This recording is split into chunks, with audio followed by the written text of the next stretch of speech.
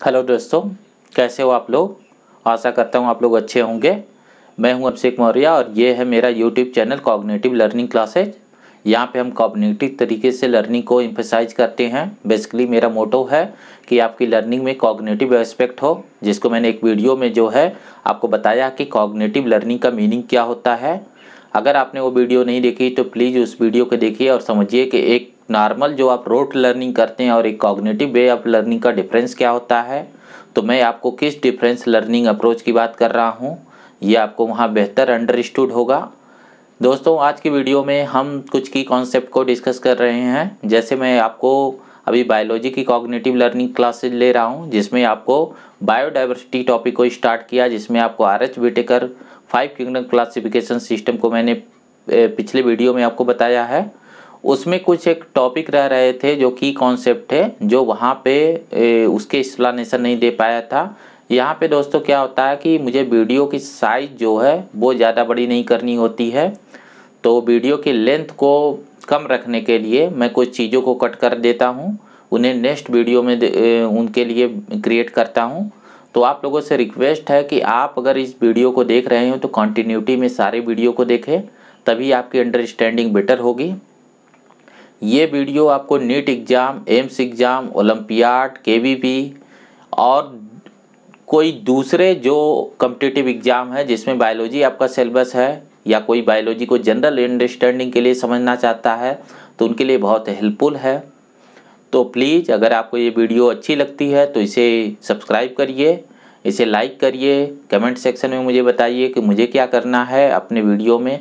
मैं आपके फीडबैक जानना चाहता हूँ। और जब आप वीडियो को सब्सक्राइब करते हैं तो फ्रेंड्स प्लीज़ घंटी का बटन जो है, जो बेल आइकन है, उसे ज़रूर प्रेस करिए, ताकि नए आने वाली वीडियो का आपको नोटिफिकेशन मिलता रहे। तो दोस्तों देर न करते हुए आज के लेक्चर पे आते हैं। फ्रेंड्स, आज के लेक्चर में हम देखेंगे एक बहुत इम्पॉर्टेंट टॉपिक जिसमें बहुत कन्फ्यूजन होता है बच्चों को, न्यूट्रिशन।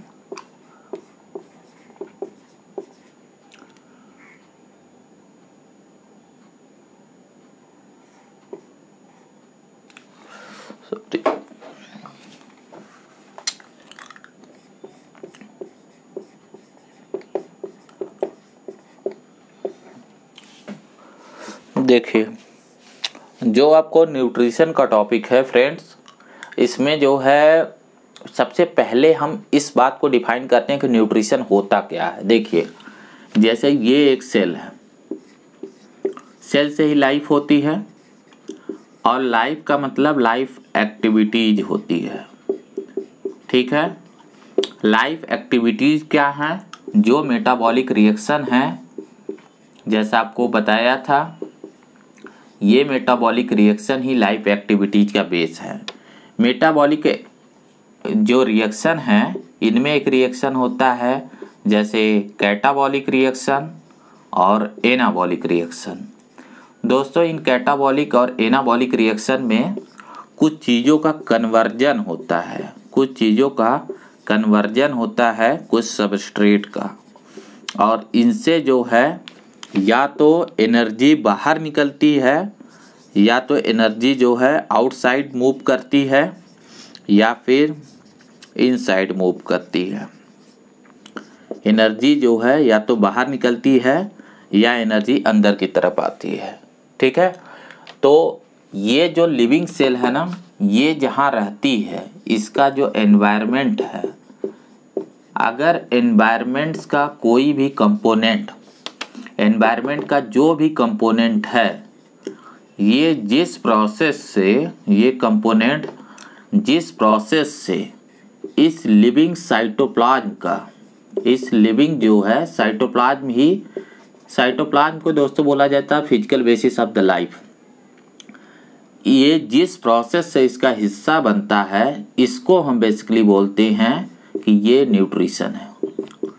यानी न्यूट्रिशन का मतलब ये है कि जो एनवायरमेंटल कंपोनेंट है उसे लिविंग कंपोनेंट का हिस्सा बनाना, उसे लिविंग कंपोनेंट में कन्वर्ट करना। ठीक है, जैसे मैं इसे एक एग्जांपल से बताता हूँ। जैसे एनवायरनमेंट में CO2 है, वाटर है, ठीक है, ये नॉन लिविंग कंपोनेंट है। ठीक है, वैसे ज़रूरी नहीं है कि ये नॉन लिविंग हो, ठीक है, ये कोई ज़रूरी नहीं है। और सनलाइट है, ठीक है, और इनकी वजह से प्लांट इसको कन्वर्ट कर दिए ग्लूकोज में। अब ग्लूकोज जो है साइटोप्लाज्म बायोमॉलिक्यूल है, और बायोमॉलिक्यूल दोस्तों पार्ट होता है किसका? लिविंग का। तो इसे हम एक न्यूट्रिशन बोलते हैं, और ये ऑटोट्रॉपिक न्यूट्रिशन है। तो पहले हम न्यूट्रिशन को कंफर्म करें, फिर हम टाइप ऑफ न्यूट्रिशन पे आते हैं।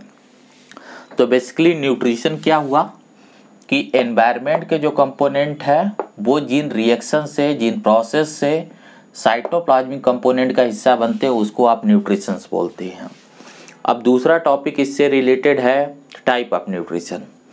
तो देखिए इस टाइप में मेनली 2 टाइप हैं। आप और जहाँ डिटेलिंग पढ़ते हैं ना उनके चक्कर में ना पड़िएगा, जो मैं बता रहा हूँ ये आपका फाइनल आंसर है। देखिए जैसे जो एनवायरनमेंट के कंपोनेंट है इसमें से 2 तरीके के कंपोनेंट है, एक नॉन लिविंग कंपोनेंट और दूसरा है लिविंग कंपोनेंट, ठीक है।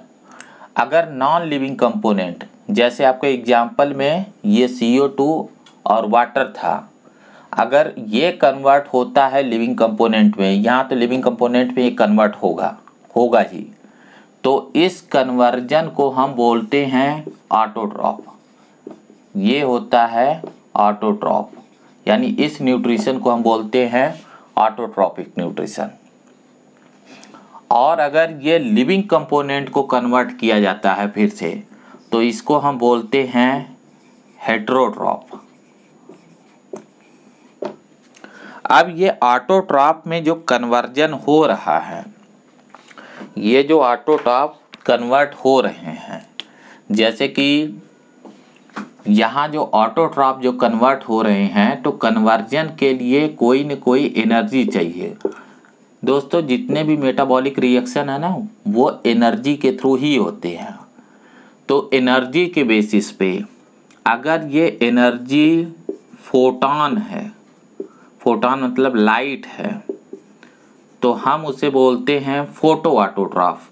जैसे ये है फोटोसिंथेसिस जो ग्रीन प्लांट में है, फोटो ऑटोट्रॉफ्स।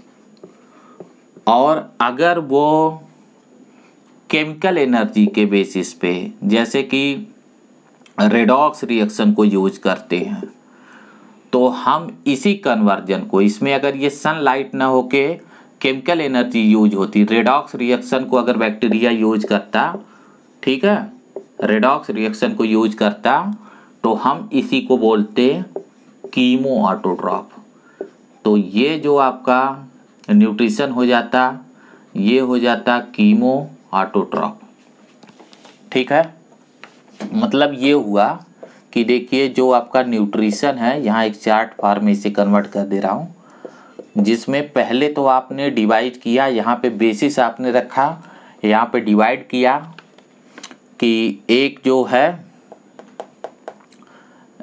जो है ऑटोट्रॉपिक न्यूट्रिशन होगा और एक हेटेरोट्रॉपिक होगा, ठीक है। और ऑटोट्रॉपिक में भी 2 होगा, एक फोटो ऑटोट्रॉप होगा और एक कीमो ऑटोट्रॉप। दोस्तों कीमो ऑटोट्रॉपिक न्यूट्रिशन सिर्फ जो है बैक्टीरिया में मिलता है, जैसे एग्जाम्पल के लिए सल्फर बैक्टीरिया, ठीक है। और फोटो ऑटोट्रॉफ ये बैक्टीरिया में भी होता है, बैक्टीरिया क्या मोनेरा कह लीजिए, और प्लांट में होता है, जो ग्रीन प्लांट है उसमें भी होता है, प्रोटिस्टा में भी होता है, ठीक है। ये 3 ग्रुप में है। अब ये तो रहा, यहाँ पे आपको बताया कि यहाँ पे फोटॉन की एनर्जी यूज होती है, ये on the basis of energy है, ये classification on the basis of energy है। और ऑटोट्रॉप का मतलब है नॉन लिविंग कंपोनेंट को हमने यूज किया है, और यहाँ पे लिविंग कंपोनेंट। जैसे दोस्तों ये जो मैंने आपको बताया ना कि ये जो चीज़ें हैं, जो एनवायरनमेंट का कंपोनेंट वो साइटोप्लाज्म का पार्ट बन रहे हैं, इस प्रोसेस को हम बोलते हैं ना एक्चुअल में एसिमिलेशन। तो न्यूट्रिशन की डिफिनीशन ये होती है कि assimilation of the environmental component, environmental component. जब आप एसिमिलेशन बोल देंगे ना तो इसका मतलब वो साइटोप्लाज्म का पार्ट बन गया, उसे अलग से कहने की जरूरत नहीं है। अब जो आपका फ्रेंड्स दूसरा वाला आता है, मैं उस पर आता हूँ। मैं थोड़ा सा ये रब कर रहा हूँ, थोड़ी चीज़ें हटा रहा हूँ। जैसे देखिए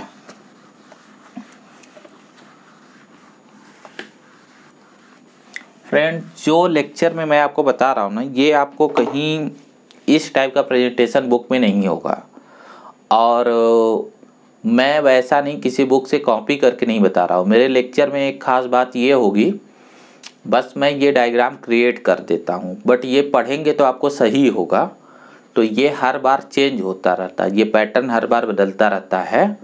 तो आप कोशिश ये करेंगे कि जो भी मैं बोर्ड पे बना रहा हूँ उसे आप कॉपी करेंगे, नहीं तो आप समझ नहीं पाएंगे। आप जैसे जैसे मैं एरो को खींच रहा हूँ तो आप उसे जो है पेपर पेन के साथ और आप ईयरफोन लगा के लेक्चर को देखिए और उसे कॉपी करिए। नेक्स्ट देखिए, नेक्स्ट हेटेरोट्रॉप। तो जैसा मैंने बोला था कि अब की बार सेल एनवायरनमेंट के किस कंपोनेंट को, यानी कि इस बार ये एनवायरनमेंट के किस कंपोनेंट को कॉपी कर रहा है, लिविंग कंपोनेंट को।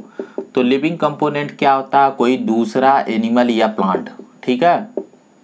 जरूरी नहीं है एनिमल, प्लांट बैक्टीरिया भी हो सकता है, एनिमल या प्लांट, ठीक है। ये आपके समझने के लिए बस बोला हूँ।